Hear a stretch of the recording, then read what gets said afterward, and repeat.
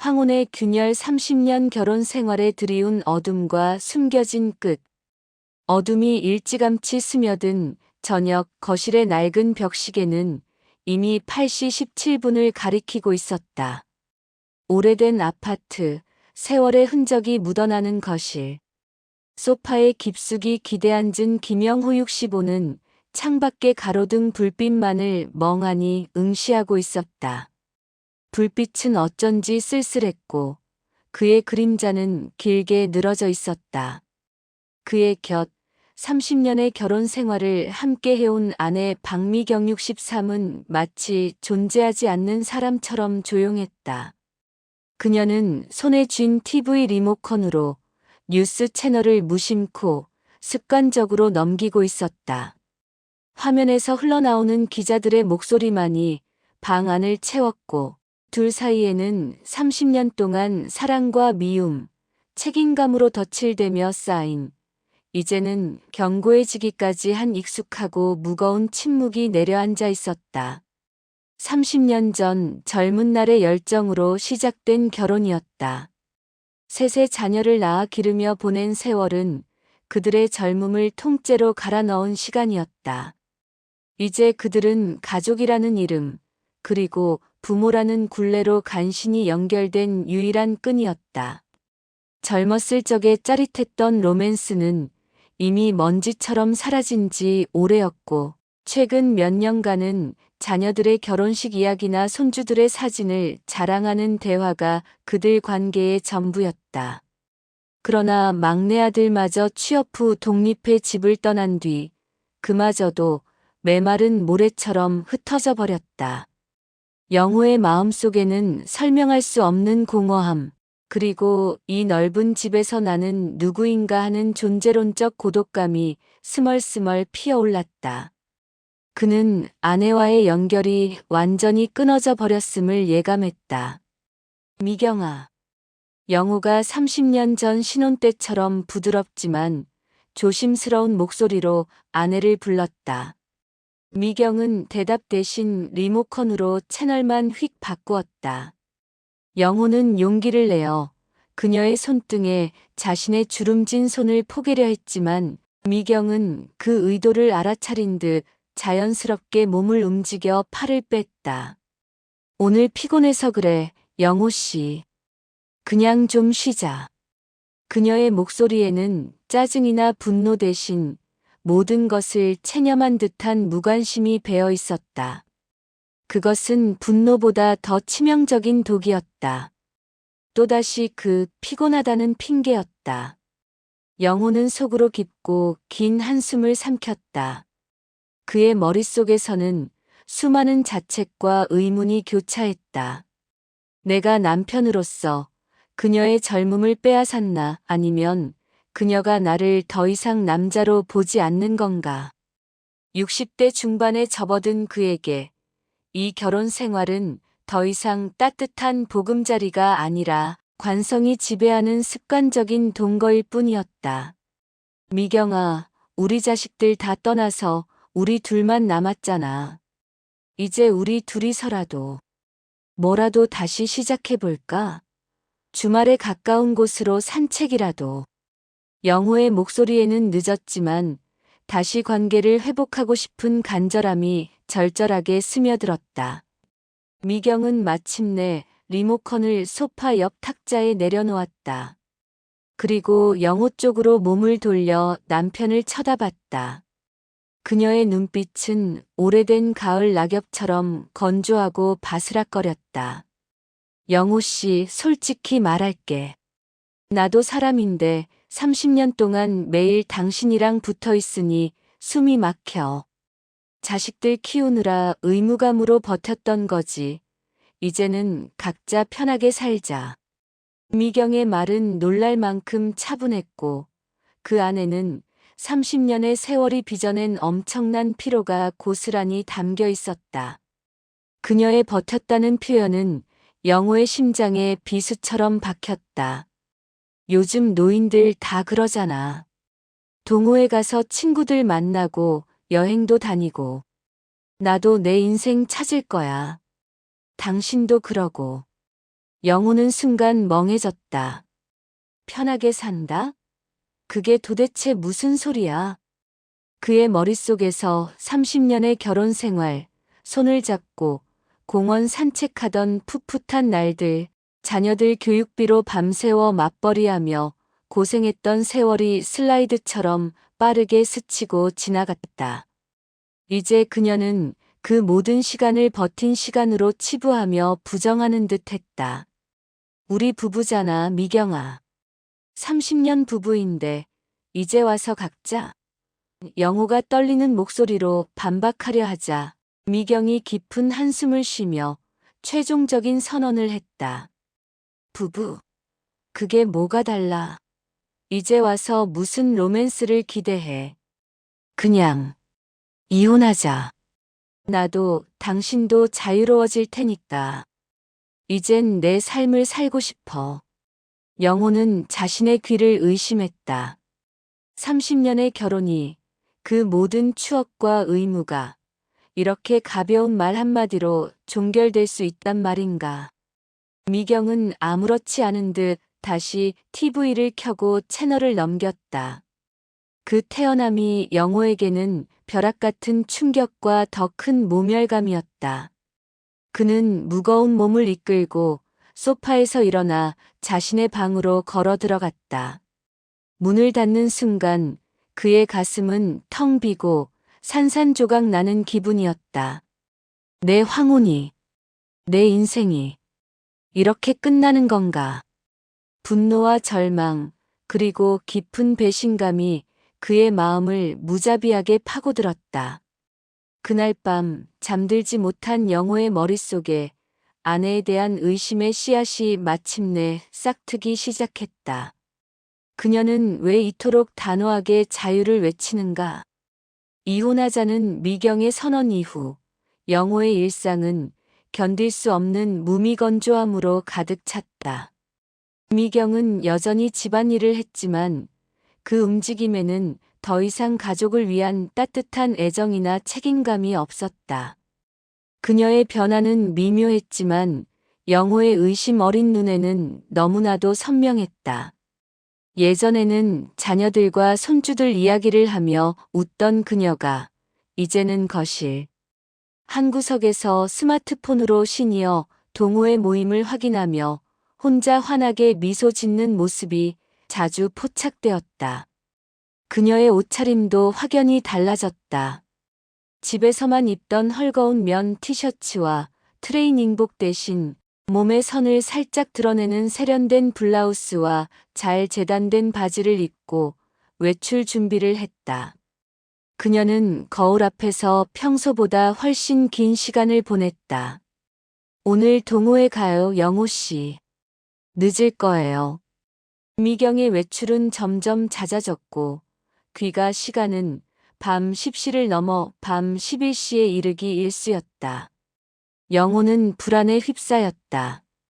특히 매주 수요일 저녁 그녀는 노인 대학 친구들과 차 모임이라며 집을 나섰다. 돌아올 때면 늘 피곤한 기색 없이 오히려 젊어진 듯 활기찬 얼굴로 들어오곤 했다.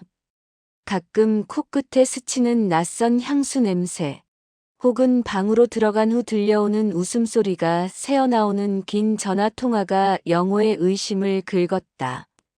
술 냄새는 거의 없었지만 그 자유롭고 해방된 기운이 영호를 미치게 만들었다. 미경아, 너 오늘 모임 어디서 했어? 왜 이렇게 기분 좋아 보이냐? 누구 만났어? 영호가 날카롭게 물었다. 미경은 코트를 벗으며 귀찮다는 듯 대답했다. 강남 쪽 분위기 좋은 카페에서 했어. 그냥 친구들끼리 수다 떨었어. 당신도 나가보는 게 어때? 집에만 있으니 우울해 보이네. 그녀의 무심한 권유는 영호에게 더 큰 절망을 안겼다. 나는 당신과 함께 있고 싶은데 당신은 나를 나가서 다른 사람을 찾으라고 하는구나. 진짜 친구들 만나는 거야? 나한테 숨기는 거 있지? 영호는 더 이상 참지 못하고 따져 물었다. 미경의 눈빛이 순간 얼음장처럼 차갑게 날카로워졌다. 영호 씨, 왜 그래? 나이 들어서 친구 사귀는 것도 의심해? 내가 무슨 당신 돈 쓰는 것도 아닌데. 오히려 당신이 날 가두는 기분이야. 내가 당신의 소유물이야? 그녀의 말은 영호의 자존심을 짓밟는 비수처럼 꽂혔다. 대화는 늘 이렇게 의심과 짜증으로 끝났다. 더 이상 혼자서는 이 혹시나 하는 불안감을 견딜 수가 없었다. 그의 머릿속에는 30년 결혼의 역사가 아내의 외도로 무너질지도 모른다는 공포가 가득했다. 그는 결국 은퇴 후 여유로운 시간을 보내던 몸으로 인터넷에서 황혼, 이혼 시 불륜 등의 키워드를 검색했다. 화면에 쏟아지는 자극적인 이혼 사례들, 그중 늦은 불륜 이야기가 영호의 가슴을 철렁 내려앉게 했다.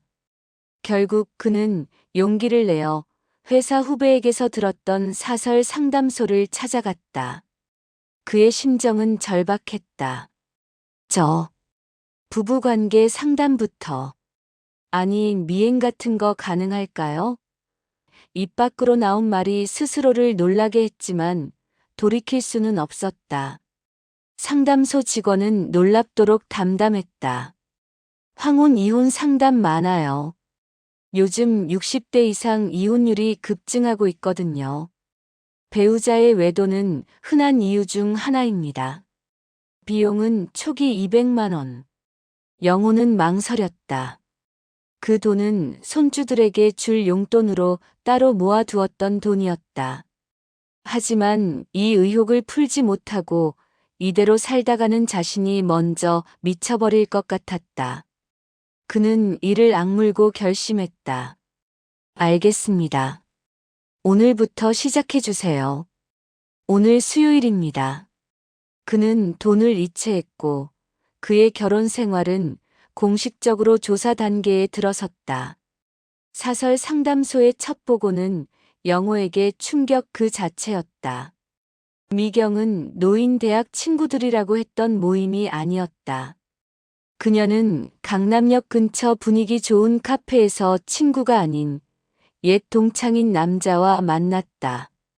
그 남자는 미경의 대학 선배로 은퇴 후 골프 동호회를 운영하며 부유하게 살고 있는 노인이었다. 사진 속 미경은 영호에게 보이지 않던 밝고 생기 넘치는 미소를 지으며 그의 팔을 다정하게 끼고 있었다. 그들은 고급 레스토랑으로 이동해 2시간 넘게 속삭이며 대화를 나눴다. 단순한 우정이라고 보기에는 두 사람 사이에 흐르는 공기가 너무나 달콤하고 사적이었다. 영호는 보고서를 읽으며 손이 미세하게 떨렸다. 이 사람이 결혼식 때 축하 인사까지 했던 그분? 미경의 대학 동창 모임에 초대받아 영호에게 영호 씨, 미경이 잘 부탁합니다라며 진심 어린 축하를 건넸던 그 남자였다. 30년 전 영호는 그에게 고마움을 표하며 술잔을 기울였었다. 이제 그 아름다운 기억은 배신과 위선으로 물들었다. 두 번째 보고는 영호의 가슴을 갈기갈기 찢어 놓았다. 그들은 여의도 근처에 위치한 시니어 리조트 스위트룸에서 장장 4시간을 함께 보냈다. 사진에는 다정하게 손을 잡고 리조트 정원을 산책하는 모습, 레스토랑에서 서로에게 몸을 기울여 속삭이는 장면 등이 담겨 있었다. 상담사의 텍스트는 간결했지만 잔인했다. 감정적 및 육체적 밀착 확인. 불륜 가능성 높음. 영호는 더 이상 참을 수 없었다. 그는 화장실로 달려가 헛구역질을 하며 아침에 먹은 것을 모두 개워냈다. 뱃속에서부터 끓어오르는 모멸감과 분노가 온몸을 휘감았다. 미경의 각자 편하게라는 말이 얼마나 위선적이었는지 깨달았다. 그녀는 남편을 방치하고 자유를 외치면서 정작 자신은 늦은 나이에 남편의 돈과 시간을 배신하며 두 번째 삶을 즐기고 있었던 것이다. 영호의 마음에서 30년의 사랑과 연민은 증발하고 차가운 복수심만 남았다. 이제 그는 더 이상 늙은 남편이 아니었다. 진실을 손에 쥔 심판자가 되어 모든 것을 되돌려줄 준비를 마쳤다. 그날 저녁 영호는 거실에 앉아 태블릿 PC를 열어뒀다. 상담사가 보낸 사진과 영상 파일을 화면에 띄워놓고 미경을 기다렸다. 태블릿의 푸른빛만이 어두운 거실을 비추고 있었다. 밤 10시 현관문이 조용히 열렸다. 미경이 들어왔다. 그녀의 얼굴에는 평소와 달리 데이트의 여운이 남아있는 듯한 묘한 만족감이 감돌았다. 늦었네. 오늘 모임 재미있었어. 그녀는 가볍게 웃으며 코트를 벗으려 했다. 영호는 대답 없이 그녀를 뚫어지라 응시했다. 미경은 무언가 이상함을 감지하고 소파 쪽으로 다가왔고 마침내 그녀의 시선이 태블릿 화면에 닿았다. 화면에는 강남 레스토랑에서 팔짱을 끼고 있는 그녀와 그 남자의 모습, 그리고 리조트 로비에서 서로에게 속삭이는 클로즈업 사진이 선명하게 보였다. 미경의 얼굴이 파랗게 질렸다. 이게 뭐야? 영호 씨, 당신 어떡해? 그녀의 목소리는 떨리기 시작했다. 영호의 목소리는 낮았지만 30년의 세월이 담긴 분노와 배신감이 응축되어 있었다. 내가 말했잖아, 미경아. 내가 각자 편하게 하자고 했지. 나도 이제 알아봤어. 내가 뭘 하고 다녔는지. 그는 천천히 마치 심판을 선고하듯 소파에서 일어섰다. 4시간 리조트 스위트룸에서 30년 전에 축사까지 해줬던 그 선배님하고 말이야. 미경은 주저앉으려다 벽에 간신히 기대섰다. 오해야. 그냥 옛 친구 만나서 이야기한 거야. 나도 외로웠어, 영호 씨. 당신이 너무 무관심했어. 그녀의 변명은 허약했고 자기 합리화로 가득 차 있었다. 외로움? 영호는 경멸이 담긴 웃음을 흘렸다. 30년 동안 나한테는 그 외롭다는 말 한마디 없었어. 자식들 뒤에 숨어서 버티다. 이제 와서 자유. 당신이 원했던 자유가 저런 거였어? 나이 들어서까지 나를 배신하고 욕망을 채우는 게 자유였냐고. 영호의 눈에 뜨거운 눈물이 고였지만 그것은 슬픔이 아닌 분노의 눈물이었다. 이혼하자, 박미경. 내 말대로 각자 편하게. 당신은 내가 없는 세상에서 편하게 살아봐. 미경은 결국 그 자리에 주저앉아 영호에게 애원했다. 영호 씨, 제발. 우리 나이 들었잖아. 이제 와서. 나 용서해줘. 한 번만. 하지만 영호는 고개를 저었다. 용서. 내가 나한테 이혼하자 할 때 이미 끝났어. 나는 법적으로 당신의 자유를 인정해 줄게. 그리고 그 대가를 치르게 할 거야. 영호는 문을 향해 걸어갔다. 코트를 집어들고 현관문을 열기 직전 그는 차가운 증오를 담아 마지막 말을 던졌다. 그리고 그 선배님께 똑똑히 전해. 30년 결혼 건드린 대가는 위자료 몇 푼으로 끝나지 않아. 이제부터야. 법정에서 보자. 영호는 문을 닫았고 30년 결혼의 무게에서 비로소 벗어난 듯 했다. 그의 등 뒤에는 주저앉아 울고 있을 아내, 그리고 그가 짊어져야 할 잔혹한 황혼 이혼 소송이 남아 있었다. 이준혁은 현관문을 닫고 집을 나선 후 곧바로 변호사를 선임했다. 그의 마음은 이미 냉철하게 굳어져 있었다. 그는 상담 자료 사진, 리조트 출입 기록, 통화 내역, 그리고 미경이 먼저 이혼을 요구했던 정황까지 모든 것을 변호사에게 넘겼다. 변호사는 증거의 명확성에 만족하며 승소를 확신했다.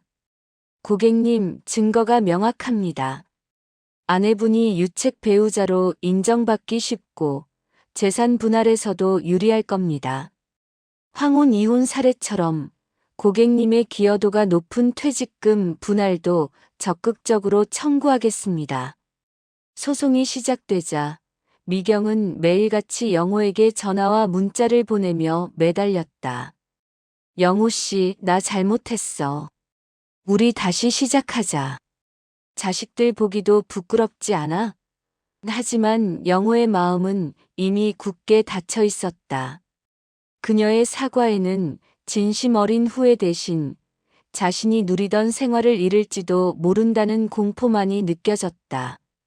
법정에서 미경은 끝까지 단순한 옛 친구와의 우정이라며 외도를 부인했지만 영호 측이 제출한 리조트 출입 동영상과 사진들이 재생되자 미경은 고개를 떨궜다.